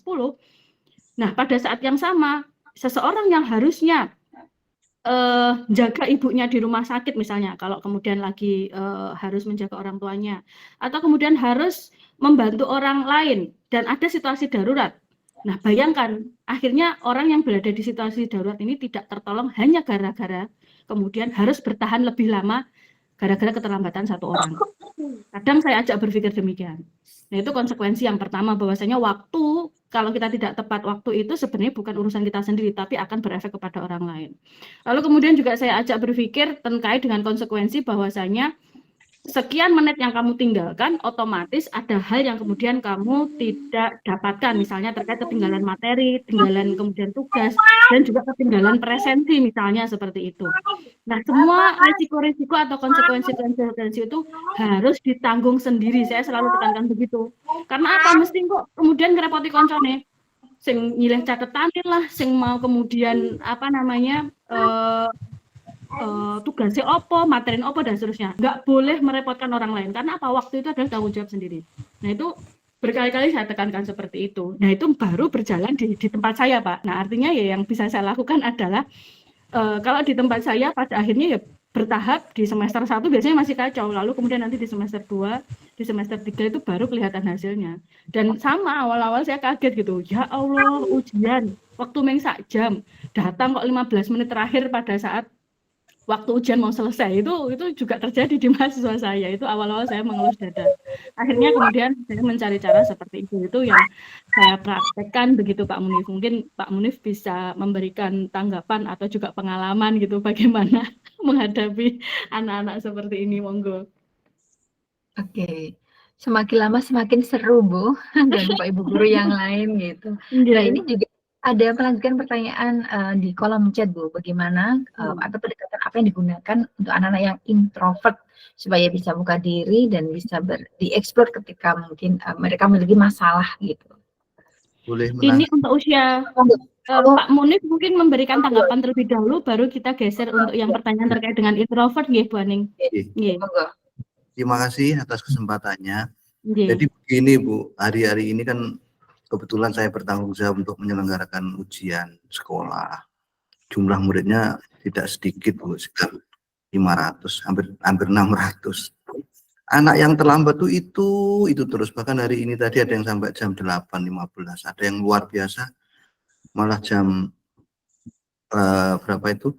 Jam setengah 10 itu baru datang. Saya terus mau ngomong apa, padahal ini kan dia sudah tahu hari ini ujian itu menentukan kelulusan. Tapi ternyata anaknya selama 5 hari itu ya itu terus, dan jumlahnya banyak. Saya kan jadi bingung mau diomongnya apa kalau udah ujian itu sebenarnya kan sudah tahu bahwa ini menentukan kelulusan. Ini luar biasa susahnya. Dikerasin nggak bisa. Dulu pernah sampai jengkel tuh pernah saya koplak itu juga pernah. Kalau hari-hari ini kan jadi masalah itu di koplak. Kan bingung dulu. Anje, artinya tadi Pak, bahwasanya sikap membentuk ketepatan waktu itu memang tidak bisa hanya panjenengan sebagai panitia ujian, nggih. Artinya memang sebenarnya harus kita sudah lama. Artinya apa? Kita membentuk itu sudah lama dengan menggunakan sistem. Kalau kita kan di poin itu, jadi kalau anak lambat, anak ada kumulatif dari poin-poinnya itu, kemudian ada tindakan dipanggil orang tuanya, sudah tuh. Tapi juga anak yang bermasalah itu selalu itu saja. Nggih. Iya, artinya tadi nggih Pak, memang kalau kita berbicara dengan sistem bagaimana kita menyelenggarakan disiplin positif di sistem pendidikan kita sendiri kan saat ini memang sebenarnya ya tantangan nggih, karena poin bagi anak ya sebenarnya ya dalam tanda kutip sebenarnya tidak berefek apa-apa, karena ya tadi itu gitu, selama ini proses disiplin hanya mengandalkan akumulasi poin dan kemudian nanti diberikan tindakan tertentu gitu. Nah, ini kan sebenarnya cara behavioral nih, istilahnya cara behavioral yang memang di usia remaja itu tidak mengena. Artinya memang kalau kita mau berbicara tentang disiplin positif memang harus kesepakatan bersama guru-guru, dimulainya dari kelas. Dengan banyak interaksi-interaksi itu yang menekankan yang namanya konsekuensi gitu. Tadi misalnya sebenarnya sudah banyak prakteknya yang itu dilakukan di SD nggih.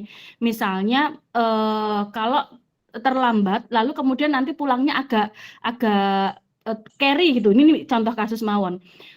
Misalnya terlambat 15 menit. Berarti kalau teman-temannya sudah pulang duluan, dia harus nambah 15 menit. Itu nambahnya sudah benar, tapi kadang yang nggak benar itu adalah harus nulis bismillah 1000 kali. Nah, itu yang kemudian akhirnya membuat suasana yang harusnya kita tahu konsekuensinya apa menjadi suasana yang akhirnya jatuhnya adalah menyebalkan. Nah, ini akhirnya anak juga menjadi tidak tahu poin kesalahannya dia di sebelah mana. Seperti itu, dan banyak hal yang itu nanti bisa kita bicarakan di sesi tentang disiplin positif yang tadi sudah saya sampaikan. Insya Allah akan kita mulai dari April, kita belajar bareng-bareng, kita kupas satu persatu. Ngaten Pak Munif, memang ya tadi gitu, kalau saya pribadi menjalankannya adalah di kelas saya gitu, karena berbicara harus bersama Bapak Ibu dosen yang lain juga masing-masing memiliki sebuah ini yang berbeda memiliki sebuah fokus yang berbeda di kelasnya masing-masing. Sehingga pernah loh Bu, maaf ya, pernah loh. Saya itu kan di kelas itu pernah membuat kesepakatan, kalau saya yang terlambat, kamu boleh denda saya 100.000. Tapi kalau kamu yang terlambat, kamu cukup 2.000, gimana? Ya ternyata juga susah. Tetap. Nah, itu betul Pak Munif. Itu nanti kita bahas itu. Jadi bagaimana penerapan konsekuensi yang pas, karena tidak relevan, tidak bisa dikaitkan antara terlambat dengan membayar. Nah, ini memang itu berarti masih hukuman, karena nanti ada kriterianya tuh untuk menerapkan yang namanya konsekuensi. Terus tidak ngefek, tidak terkait dengan kesalahan yang secara langsung baik yang anak lakukan atau yang kita lakukan. Nonton nggih Pak Munif, maka kemudian itu menjadi tidak efektif. Nanti insya Allah kita bisa kupas tuntas itu di materi parenting yang kita mulai di bulan April. Nggih. Dan nanti kita bisa ikuti. Nggih, matur suwun sangat nggih Pak Munif. Kayaknya ini Bu. Kita buat seri 2 dengan tema yang sama ini. Mohon maaf Bu Aning, mohon maaf ini bocoran Bapak Ibu bahwa insya Allah kami IGI Ponorogo bekerja sama dengan keluarga Bu? Keluarga kita. Keluarga kita itu akan membuat yang namanya seri parenting by teacher. Jadi kalau selama ini parenting itu identik dengan wali murid dengan siswa di sekolah, tapi ini mau kita setting bagaimana Bapak Ibu guru itu memiliki skill dalam parenting, sehingga pada saat menghadapi situasi seperti yang Bapak Ibu hadapi seperti ini, itu tahu bagaimana seharusnya kita bersikap layaknya orang tua Bu Walida. Nah, ini ada 9 seri. Jadi kemarin dapat bocoran dari Bu Walida, jadi nanti sistemnya dari video Bu Walida film komedi, nanti dari situlah kemudian kita diskusi bersama. Dan kami rencananya mengagendakan sebulan sekali Bapak Ibu. Jadi mulai April sampai Desember Bu Walida, tiap bulan kita akan menyaksikan film komedi bersama, kemudian dari film itu kita diskusi belajar tentang parenting Bu. Seperti hari ini. Jadi Bapak Ibu guru nanti akan memiliki skill parenting sehingga bisa digunakan dalam menghadapi karakter anak spesial. Saya tidak pernah ngomong nakal karena anak itu tidak nakal. Saya selalu mengatakan anak itu spesial Bapak Ibu. Bocoran dari kami. Terima kasih. Siap. Bu Aning pripun kalau beberapa ini yang hari ini istilahnya pertanyaan-pertanyaan atau tanggapan kita rangkum terlebih dahulu, karena juga semakin malam, ngapunten.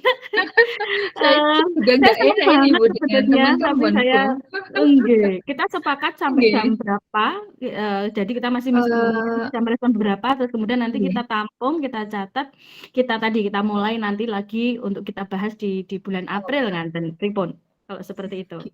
Seumpama gini gimana Bu, kalau ini segera dijawab nanti malah lupa gitu kan, ini juga jadi agak molor sedikit nggak apa-apa Bapak Ibu kita selesaikan, ada sekitar masih 3 pertanyaan mungkin yang masih tergantung gitu. Berarti nanti kalau ini sudah disampaikan, nanti mungkin bisa untuk kita akhiri mungkin gitu Bu. Siap. Monggo. Jadi iman materinya juga Ini dari Bu Popi, sejak tadi kok belum buat atau Bapak nyun pangapunten. Masih mengangkat tangan. Popi. Mungkin kita ke Pak Sarwono dulu aja. Monggo silakan Pak Sarwono. Oke, terima kasih Bu. Luar biasa yang disampaikan, materinya tadi disampaikan Bu Walida. Jadi saya ingat ketika namanya Ibu Walida itu dengan salah satu pahlawan nasional kita istrinya Kiai Haji Ahmad Dahlan yang bisa mendukung perjuangan beliau terkait dengan pendidikan. Luar biasa sekali. Jadi ingat itu dengan nama Ibu ya. Oke, jadi ini Bu, saya juga sempat ingin berpikir dan bertanya ingin bertanya. Jadi ketika tadi ya yang banyak dibahas adalah suatu keterlambatan, jadi anak sulit untuk on time gitu ya. Itu merupakan sebenarnya yang saya alami dari pengalaman itu merupakan problem yang kedua. Yang paling fatal itu adalah ketika anak sudah mulai playing victim. Artinya gini, jadi sekarang anak itu hidupnya dalam dunia digital gitu. Ya, makanya muncul yang namanya dopamin ya, kadar dopaminnya tinggi, mencari sebuah kesenangan gitu ya. Dengan adanya game, dengan adanya scroll TikTok, mungkin scroll medsos dan sebagainya. Sehingga kondisi inilah yang membuat mereka lupa waktu, lupa daratan, bahkan lupa dirinya sendiri gitu ya. Inilah yang seringkali kan akhirnya mereka itu malam nggak tidur gitu ya. Pagi akhirnya dia harusnya berangkat pagi, tapi dia akhirnya telat karena memang tidurnya bukan tidur malam, tapi tidurnya tidur pagi. Sehingga ketika sudah berangkat di sekolah, itu yang muncul adalah mereka ini merasa orang yang ya capek, pusing, sehingga ketika orang lain dia mengajak bicara atau mengajaknya komunikasi, mungkin ya, komunikasi secara partisipatoris, mungkin melibatkan mereka untuk berpikir, berpendapat, itu seringkali kita diajarkan sebagai sebuah sumber masalah. Jadi dia itu melihatnya malam, nge-game dan sebagainya itu bukan sumber masalahnya. Dia bukan sumber masalah, tapi sumber masalahnya adalah siapa yang dia hadapi dan dia membuat dia tidak nyaman. Nah, pertanyaan saya satu, Ibu. Jadi letak permasalahan ini bukan keterlambatannya. Jadi seringkali saya menghadapi anak-anak ketika saya ajak bicara, ketika mereka terlambat atau sudah di kelas, ketika saya ajak bicara, itu tanggapannya agak sensi karena memang mereka ini posisi yang kurang tidur, posisi yang memang mungkin lagi burnout ya, burnout syndrome juga. Nah, ini tips dan trik cara ketika kita menghadapi anak-anak yang seringkali mengalami playing victim ini. Terima kasih. Menarik sekali nih yang disampaikan oleh Pak Sarwono. Betul sekali Pak, dan itu dihadapi, maka posisi saya itu mengambil posisi yang kemudian tadi gitu, mencoba memposisikan diri sebagai mereka. Agar yang pertama adalah kalau kita sudah mencoba memahami dan anak merasa dipahami gitu nggih. Sebenarnya kan kalau kita kita mendidik ya, istilahnya kan kalau kita ngomong ke pengetahuan, anak itu kan sebenarnya bisa belajar sendiri. Tapi kemudian yang saat ini tidak banyak hadir adalah bagaimana kemudian kita sebagai orang dewasa di sekitar anak itu yang paling penting yang tidak diajarkan dari gawe mereka adalah penanaman value. Itu sih bagi saya yang kemudian menjadi penting, harus kita pegang bersama-sama. Maka tadi itu gitu, dari mungkin isunya adalah ketepatan waktu nggih, tapi kemudian saya mengusahakan menerima semua aspirasi. Salah satunya adalah kalau tadi malam kamu sholawatan sampai, kan kayak gitu, mahasiswa saya kan alasannya kadang sholawatan, alasannya mujahadahan sampai malam dan seterusnya, ngoten lho Pak. Jadi ya tadi mungkin kalau bahasanya panjenengan playing victim gitu ya, berusaha itu, padahal ya mungkin ya tadi scroll TikTok atau apapun, ya saya tidak menyalahkan itu karena dunia mereka tidak terhindarkan dari itu saat ini. Tapi pada saat yang sama saya harus memposisikan diri sebagai seorang yang mengerti kondisi mereka. Maka tadi itu yang penting kamu tuh hadir secara fisik bagi saya. Karena terlambat itu bukan urusan saya. Konsekuensinya kamu tanggung sendiri. Resikonya kamu tanggung sendiri.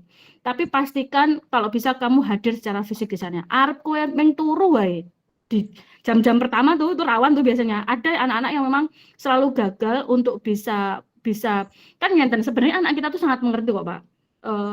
Misalnya ternyata setelah saya gali, Mas coba ngobrol dengan saya dulu, apa kendalanya tadi itu. Memang ada yang misalkan derek di pondok pesantren kemudian sampai dalu-dalu masih harus jagongan dan seterusnya nggih, aktivitas di pondok pesantren kadang sampai malam-malam. Oke, lalu apa? Ternyata adalah mereka ini malu untuk kemudian masuk ke kelas karena selama ini gitu nggih, di kelas-kelas yang lain atau metode yang lain adalah tadi itu gitu, terlambat itu sebagai sebuah, ya memang tidak boleh kita wajarkan, tapi kayak semacam yang mengemuka malunya gitu. Nah kan padahal sebenarnya ada opsi bahwasanya lebih baik terlambat daripada tidak sama sekali kan. Nah artinya kan kita menawarkan sebuah opsi yang lain dan kemudian pada saat yang sama memastikan bahwasanya kita mengerti dan memahami kondisi dia gitu. Sebelum kita menuntut dia dalam tanda kutip baik gitu ya. Itu sebenarnya menurut saya lebih penting karena ya substansi materi kita itu kan sebenarnya bisa dipelajari secara mandiri, tapi yang kemudian kadang anak-anak kita butuh itu adalah ya rangkulan dan kemudian pemahaman kita atas situasi dan kondisi mereka. Nah inilah kalau anak-anak kita biasanya kemudian sudah merasa dipahami gitu nggih, ya secara tidak sadar kalau kita sedang kemudian menularkan nilai atau value itu menjadi bisa masuk. Nah, bukankah ini kemudian yang sebenarnya menjadi fungsi dari pendidikan, ngonten lho maksud saya. Artinya penting bagi kita kemudian memang harus berposisi sebagai memahami. Karena selama ini mungkin sudah banyak lingkungan yang kemudian mereka jumpai adalah yang menuntut mereka, termasuk ya dari keluarga mereka sendiri, termasuk dari situasi dan kondisi keadaan gitu nggih, yang kayak semacam tidak punya pilihan gitu nggih, hidup di dalam keterbatasan dan seterusnya. Nah, ini yang sebenarnya kasihan untuk anak-anak kita. Seperti itu Pak Sarwono respon saya. Iya, mungkin ada tanggapan Pak Sarwono?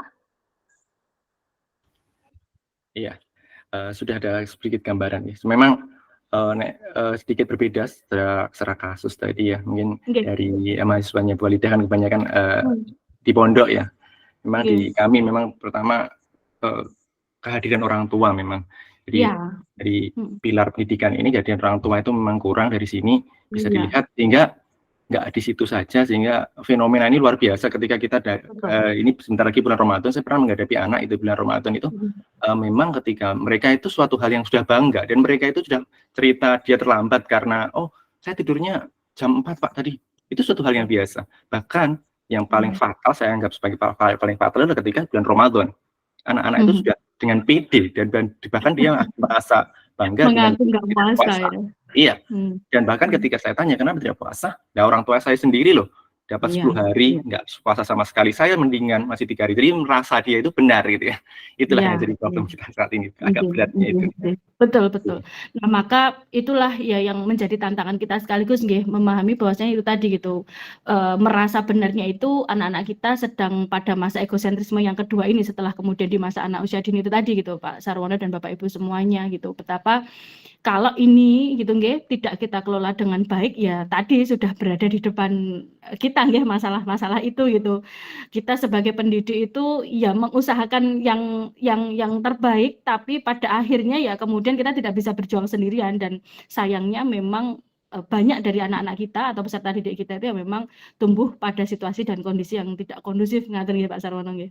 Oke, terima kasih Pak Sarwono juga sudah menjadi salah satu yang menjadi punggawang nggih sebagai pendidik yang masih nopo nggih perhatian dengan peserta didiknya dan tidak lelah nonton. Karena penting nggih Bu Aning, kadang itu kok merasa sendiri nggih gitu, tapi ya siapa lagi kalau nggak kita gitu. Kita harus menjadi salah satu opsi lah bagi anak kita setidaknya untuk menjadi nopo nggih salah satu rumah. Salah satu rumah, salah satu pegangan atau salah satu tangan untuk mereka bisa kemudian berpegang pada kita, setidaknya itu. Ini masih ada satu pertanyaan di kolom chat Bu, dibahas dengan tinggi Iman kasihan. Ini mohon izin bertanya Ibu, hal ini berkaitan dengan beberapa siswa di sekolah saya, di mana memandang prestasi itu bukan sesuatu yang istimewa lagi seperti zaman sekolah saya. Bahkan mereka tidak peduli dengan nilai yang mereka peroleh dari guru mereka. Pertanyaan saya, bagaimana cara kita sebagai pendidik sekaligus orang tua mereka di sekolah untuk membangun kepedulian mereka terhadap diri mereka dan mengembalikan suatu misi bahwa prestasi itu perlu sehingga mereka dapat belajar dengan sungguh-sungguh. Begitu Bu. Oke, memang terkait dengan prestasi dan lagi-lagi sebenarnya akhirnya ini kita perlu cermati dulu nggih, sama-sama yang kemudian kita namai sebagai prestasi apa dulu. Mungkin pripun nggih, kalau saya pribadi yang namanya prestasi itu kan bukan menjadi, kalau bagi saya nggih, kalau ini menurut pendapat saya, nah Bapak Ibu juga boleh berbeda. Yang namanya prestasi itu bagi saya itu bukan yang nomor satu, tapi menjadi diri yang lebih baik dari sebelumnya. Ini sebenarnya saya yakin terkait dengan pertanyaannya Bu Asri. Artinya bisa jadi adalah anak-anak kita mungkin tidak paham bahwasanya yang diharapkan gitu nggih, yang diharapkan kita sebagai gurunya atau sebagai pendidik kepada peserta didik kita itu apa. Kadang itu ada anak-anak yang memang tidak memahami ada sebuah harapan kepada mereka, karena bisa jadi anak-anak ini itu tadi gitu tumbuh pada sebuah lingkungan yang wes moso bodoh atau aku pasrah pokoknya piye carane sekolah, kan ada yang seperti itu. Pada akhirnya ya anak ini memang terbiasa tumbuh pada situasi yang dalam tanda kutip tidak terbiasa memiliki harapan, maka kan susah ini Bu untuk kemudian mendorong mereka dalam tanda kutip berprestasi atau mencapai sesuatu gitu. Padahal mungkin bagi kita yang namanya prestasi itu tuh tidak harus menjadi yang nomor satu, tapi menjadi yang misalkan lebih baik. Misalkan, oh hari ini baru berhasil membaca setengah halaman, lalu besok kemudian berhasil 1 halaman penuh, itu kan bagi kita sebuah prestasi ya, itu bisa kemudian kita maknai sebagai sebuah prestasi dari hal yang mungkin kecil-kecil seperti itu. Nah, bisa jadi itu terjadi karena ya selama ini itu memang tidak ada harapan tertentu, atau ada harapan tapi tinggi banget sehingga kemudian anak menjadi susah untuk mencapainya. Akhirnya ya wis mbuh lah aku nggak bisa.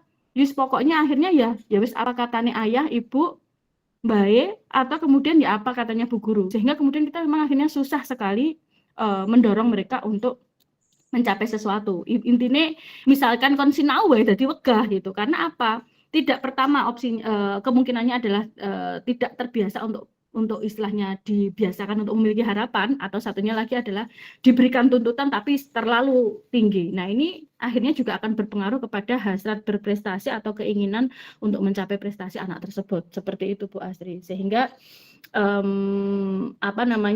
biasanya yang kalau yang saya pribadi lakukan di awal-awal semester dengan peserta didik saya, itu setiap kali saya harus memastikan goals dari atau kemudian hasil akhir yang saya harapkan di perkuliahan ini apa, seperti itu. Lalu kemudian apa yang saya tekankan, salah satunya adalah tadi itu, kalau saya menekankan salah satunya proses. Hasil ini yang saya inginkan bukan masalah baiknya, tapi kemudian bagaimana kamu mau menempuh satu persatu prosesnya sehingga menghasilkan output yang ini, seperti itu. Itu biasanya kemudian di awal semester selalu saya bangun agar tadi itu gitu anak-anak kita mulai ada cantolannya. Kira-kira kalau di mata pelajaran yang ini atau di kuliah yang ini tuh sebenarnya apa yang kemudian ingin dicapai. Itu ya hal yang kemudian juga sampai sekarang masih terus saya upayakan.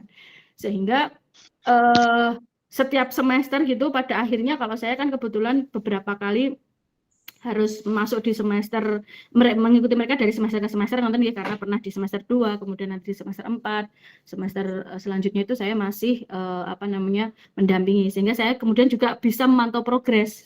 Nah, pada saat memantau progres itu, pada saat yang sama saya tidak boleh lupa untuk memberikan apresiasi. Misalnya gitu ada 1-2 anak yang kemudian saya ingat betul di semester yang awal dia itu capaiannya misalnya sekian, misalnya dia sama sekali belum mau bersuara. Tapi kemudian nanti di akhir semester anak ini sudah mau bersuara, maka saya harus memberikan apresiasi. Saya lihat sudah beberapa minggu ini gitu ya, kamu ketika kemudian ada kesempatan belum muncul nih, tapi hari ini aku bangga sekali karena ternyata sudah mau mengambil kesempatan. Jadi pada saat yang sama, selain kemudian menetapkan sebuah harapan atau target kepada anak ini, tapi juga kemudian harus didorong kita mengamati progresnya. Nah, itu biasanya kemudian ya perlahan anak akhirnya menjadi tahu, dan kemudian dia juga menjadi mendapatkan penguatan, oh ternyata selama ini diamati oleh gurunya. Mungkin seperti itu Bu Astri yang bisa saya berikan umpan balik kepada Bu Astri. Oke, tidak terasa Bu, ini sudah melampaui waktunya ini. Anjir, enggak apa-apa. Gimana? Kira-kira seumpama Bu, ini materinya kan sudah ada di panitia, nanti seumpama kami share ke peserta gitu, terus nanti kalau ada sesuatu yang kurang pas, kami mohon Bu Walidah juga berkenan untuk menjawab atau mungkin secara japri atau mungkin email yang tadi sudah kami sampaikan itu. Mungkin betul. Bu Aning, tadi seperti yang saya tawarkan, boleh ada beberapa pertanyaan direkap dan kemudian nanti lain waktu kemudian nanti bisa saya respon dan kemudian nanti bisa di-share kepada Bapak Ibu yang hari ini hadir, ngaten guys, seperti ada pertanyaannya siapa tadi? siapa yang punya siswa kelas 1 SD gitu nggih. Dan seterusnya di atas ada beberapa yang masih belum terrespon. Enggak apa-apa Bu Aning, nanti mohon saged Siap. direkap, kemudian nanti insya Allah saya usahakan untuk Siap. merespon by email ataupun by WA. Nggih, matur suwun Bu Aning. Nggih. Saya juga akan bertanya Bu, tapi saya japri saja nanti. Siap. Oke, gimana Bapak Ibu sudah cukup nggih? Sudah cukup nggih? Ternyata seru. Sebelum kita akhiri, tepuk tangan dulu dong Bapak Ibu untuk kita semua. Nah, keren Bapak Ibu panjenengan semua luar biasa gitu. Nah, Bapak Ibu, ternyata waduh, ini oh iya sudah. Ini mau ditutup tapi Bu Lilis ini. Oke, silahkan. Enggak apa-apa Ibu, satu saja. Monggo silahkan Bu Lilis. Bu Lilis. Kepencet atau gimana Bu Lilis? Halo. Ya, monggo silakan. Assalamualaikum. Waalaikumsalam wabarakatuh. Iya. Mau bertanya ini kaitannya dengan siswa ini untuk menangani siswa yang kurang aktif dan juga dari sisi pembelajaran kurang aktif dan dari sisi kemauan juga kurang aktif. Ini gimana? Jadi intinya siswa itu datang sajalah. Jadi untuk mendapatkan ilmu kelihatannya masih belum menyadari bahwa ilmu itu penting gitu loh. Itu gimana caranya? Mungkin ini pertanyaan terakhir ya Bapak Ibu nggih. Ya, terima kasih.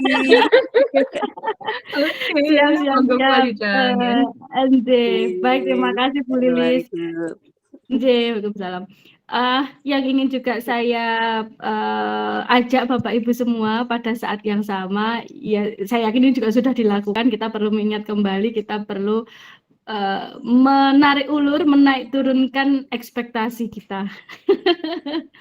Kalau saya di kelas saya seperti yang sudah saya ceritakan tadi nggih gitu.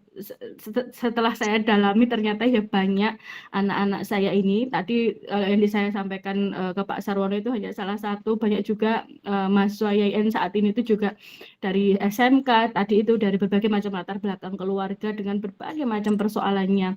Jadi kemudian pada akhirnya gitu nggih, saya tidak bisa pakai cara berpikir saya yang lulusan UGM nganten untuk kemudian saya lekatkan kepada mahasiswa saya dan saya bandingkan dengan saya yang iklim belajarnya itu sama ketika saya dulu kuliah di UGM. Itu awal-awal saya frustasi sekali menghadapi situasi. Aduh, saya menjadi merasa aku pusing rasa ngajar ya gitu.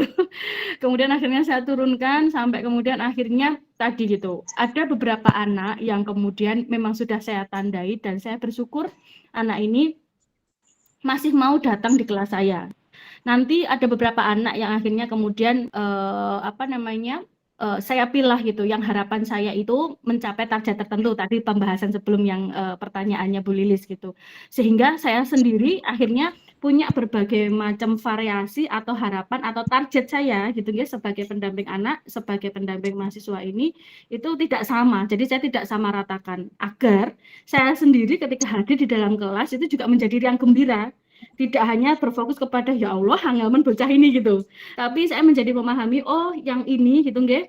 Dia mau hadir hari ini, oh dia ini terlambat dino iki gelem masuk.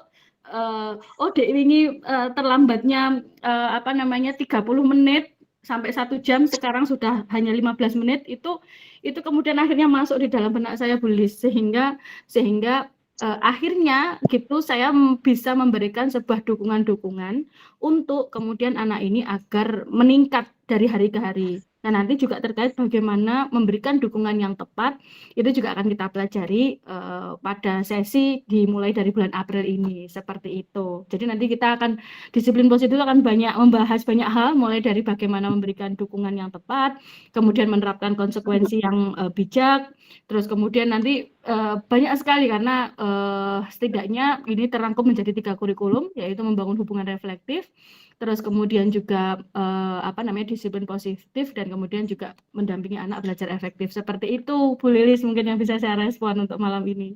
Oke, gimana Bu Lilis? Baik, terima kasih banyak Bu Anita. Berarti intinya itu adalah membuat well-being diri dulu gitu Bu. Betul. Biar enggak pakai semua masuk ke kelas. Oke. Matur nuwun Iya. Iya, sama-sama. Mohon maaf Bapak Ibu yang pertanyaannya belum sempat dibahas, tapi insya Allah sudah kami rangkum dan sudah nanti insya Allah kami teruskan ke materi dan nanti jawabannya juga akan insya Allah kami share gitu. Nah, Bapak Ibu, alhamdulillah tidak terasa ini sudah hampir berapa jam ini? Hampir 2 jam kurang, ternyata semangat panjenengan juga luar biasa. Intinya adalah dari apa yang sudah disampaikan oleh Ibu narasumber kita, Ibu Walida Acitasari yang sangat luar biasa.